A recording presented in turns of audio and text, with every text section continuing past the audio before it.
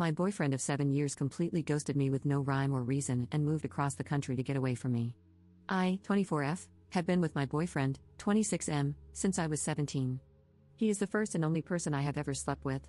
Nothing out of the ordinary happened before he disappeared. We didn't have an argument or anything, and I thought we had a great relationship. One day we were cuddling on the couch, and the next, I can't get a hold of him. He blocked me on everything. I was so worried at first, I thought maybe he was hurt, or unalived, or in a terrible accident. I only learned from a mutual friend that he basically moved halfway across the country. He is still alive, at least, he just doesn't want to talk to me. It's been 3 weeks now, and I don't know what to do. Do I travel after him? I don't even know where to. Do I give him time? I hope I'm not appearing like an overly obsessive girlfriend, but what the heck? We were together for 7 years. I need closure, even if it would be, you are ugly, I never loved you, or, I have found somebody else. Anything, really, I can't just discard 7 years like a used yogurt cup. Maybe I did something wrong, but I don't know what it could be without him telling me. I didn't cheat on him, and I have always tried to be kind and caring. I wasn't a financial burden either, I paid for my own things and paid half of everything. I'm trying to think of all the things I could have done wrong. Maybe it's because of my terrible childhood? I was abused and still have some scars from self-cutting. Maybe he thought I was ugly because of the scars or too depressed and sad at times, but he still could have told me. I would have understood. He and our mutual friend both blocked me now, and I'm not getting any answers. I'm just sad and confused and don't know what to do. Update 1. So, over 4 weeks later, he contacted me again, and we agreed to talk face to face at our, or rather, my place. I'll have to disappoint everyone from the start, no movie-worthy Yakuza story.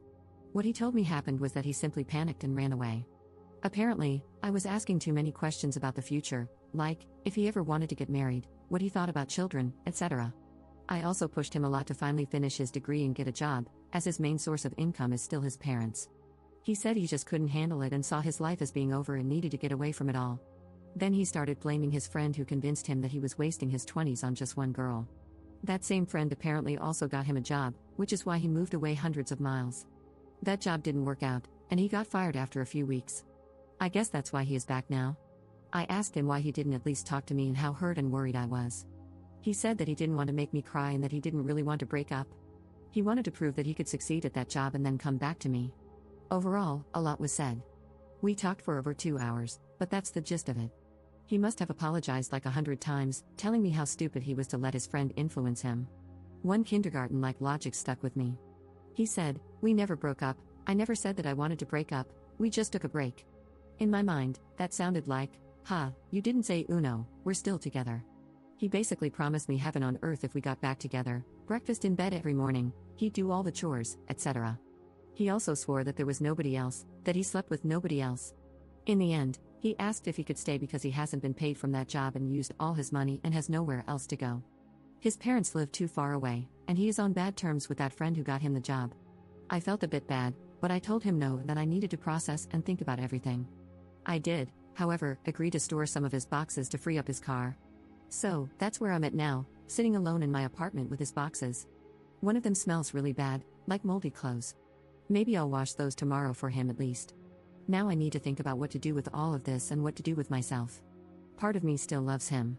We had so many great moments together before this. He helped me through a lot, he helped me get away from my abusive mother and stepfather. He is the man I wanted to marry, maybe have children with. This is only my side of the story too.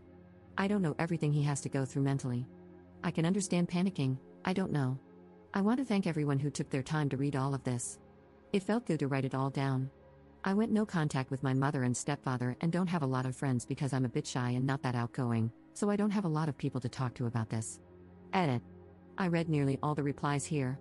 Thank you so much for your input, I probably needed to hear a lot of the things that were said.